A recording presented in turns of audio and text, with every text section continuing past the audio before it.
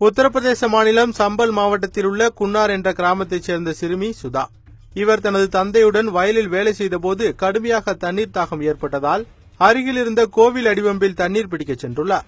அப்போது கோவில் பூசாரிகள் 2 பேர் சிறுமியின் தந்தையை கடுமையாக தாக்கியுள்ளனர்.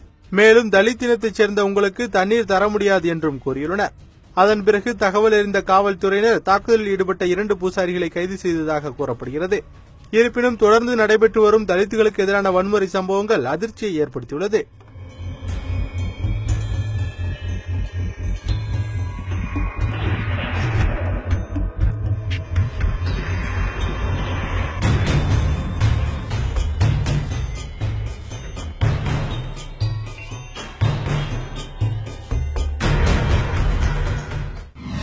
நியூஸு அப்ளிகேஷனை தற்போது கூகுள் பிளே மற்றும் ஆப்பிள் ஸ்டோரிலும் டவுன்லோடு செய்யலாம்.